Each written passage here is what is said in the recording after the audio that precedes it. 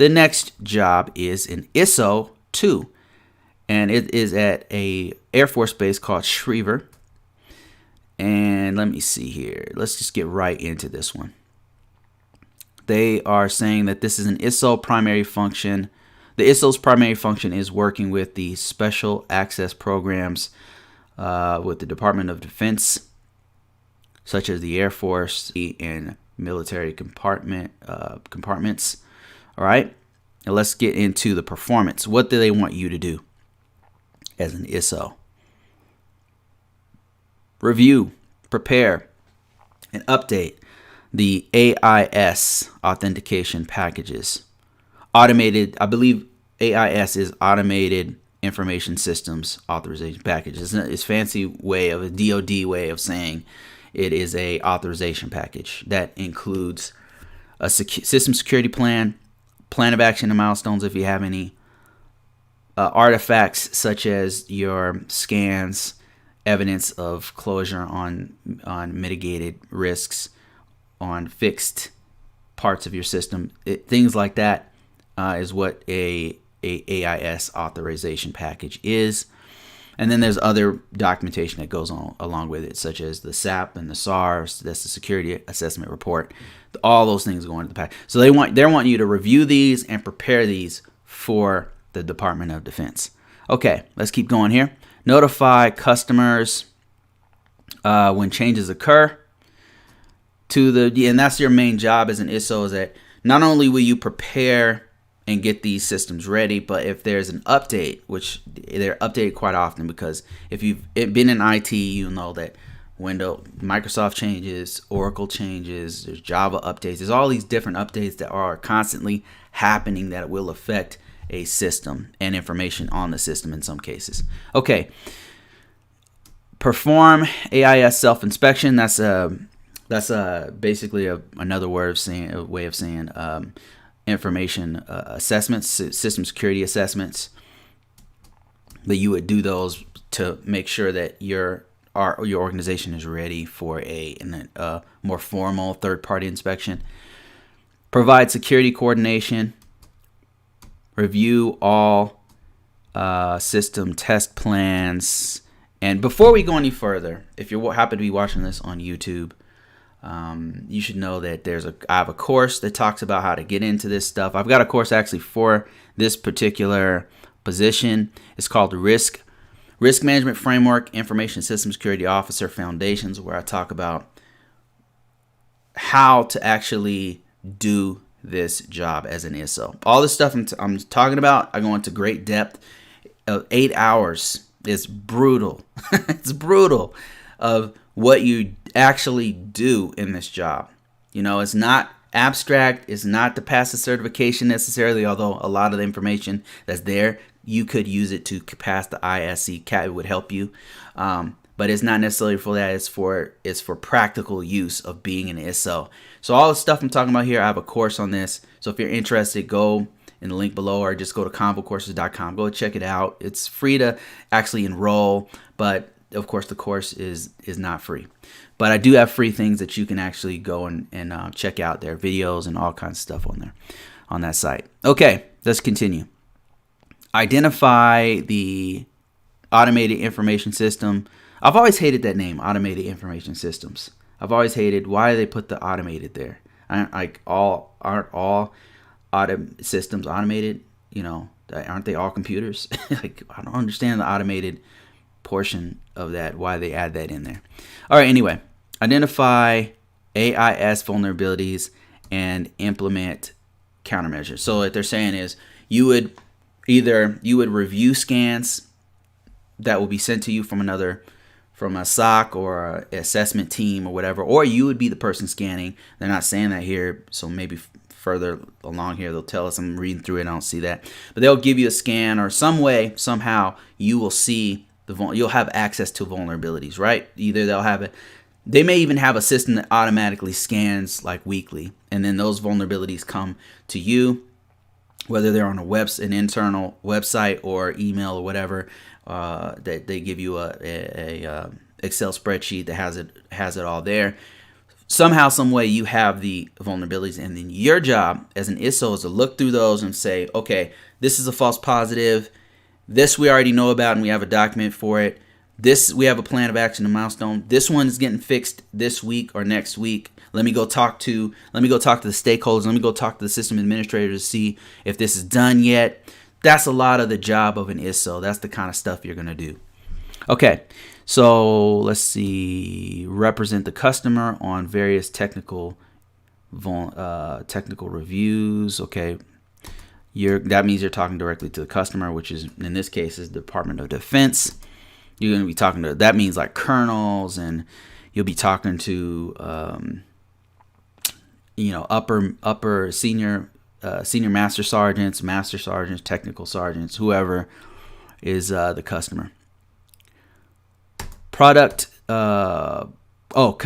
security surveys at subordinate facilities. Now, I don't know if this means that you'll be traveling. You would want to ask them that. I will give you the contact information for this particular job if you're interested.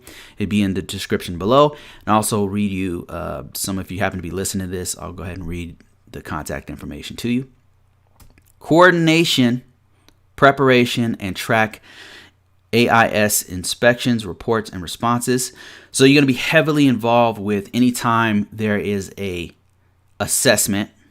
You're going to be helping to either coordinate them yourself. If it's a self-inspection, you would be sending out documentations to the security assessment team. If it's an outside team doing it, you may even be doing the assessment, like I said, if it's a self-assessment. But if not, you're tracking someone else doing an inspection and working directly with them, providing reports, providing responses if they do have findings and things like that. Let's read a little bit more. I'm kind of trying to get more meat here, so I'm just kind of scanning through this document. Maintain an AIS security record and prepare a co-utilization.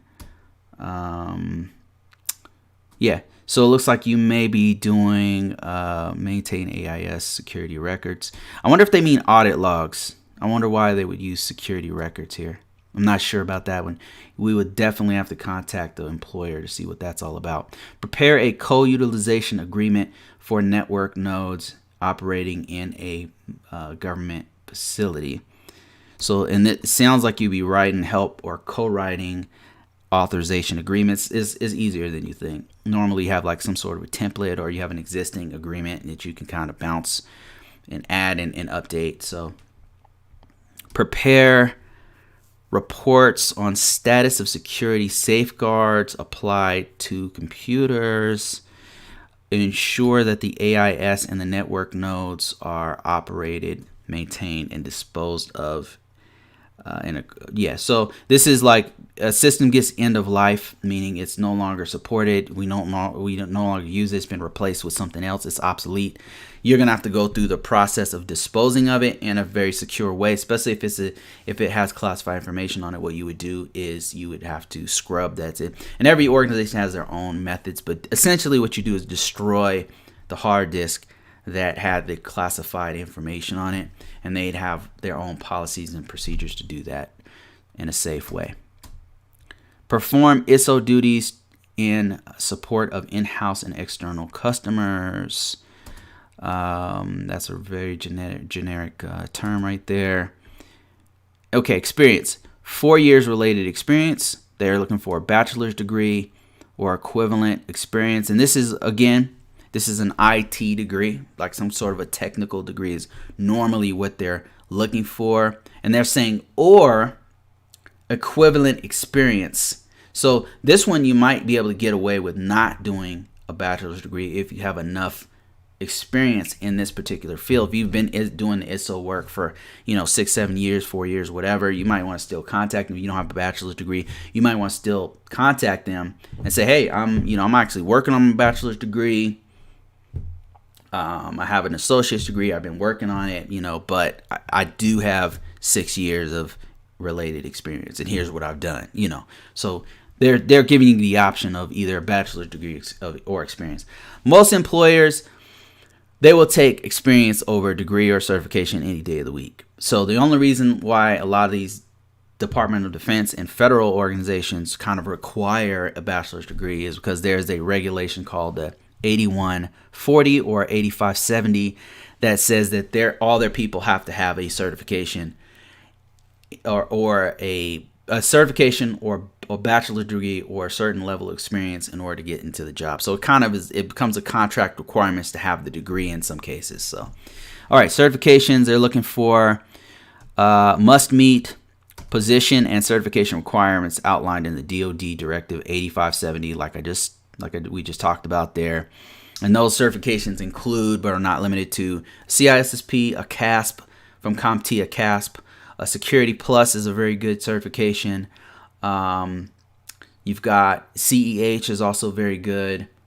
You've got many others. But if you're interested in that, like I said, I've got a course that talks about how to not only get into cybersecurity, but what certifications to get, how to choose a path, that kind of thing. So if you're interested, go to ConvoCourses.com. Check it out. It's free to sign up. I even have some free stuff there that you can go ahead and check out. Clearances. Okay, this is important. And then we'll end this because it's going kind of long. This particular one. Current top secret clearance SCI eligible. Oh my Lord. Yeah, that's pretty big right there. I should have started with that, right?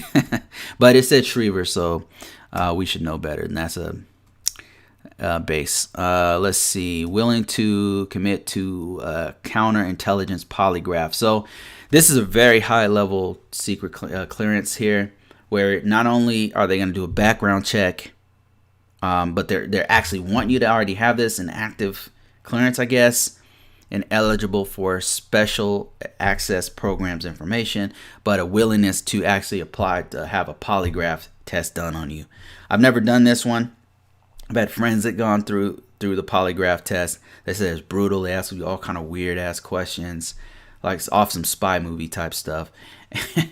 And if you pass it, I guess then you get that SCI clearance with polygraph, which is highly. If you have it already, you could probably get a job just about. You could get a job easier if you didn't have it, because the path gets narrower as you get these higher level certifications, higher level clearances. There's less competition. All right, if you're interested in this job, I've got some contact information for you. Office number is 571-525-2477. Again, that's 571-525-2477. And if you happen to be watching this on YouTube, I'll put all the contact information for this particular job below. Let's move on to the next one.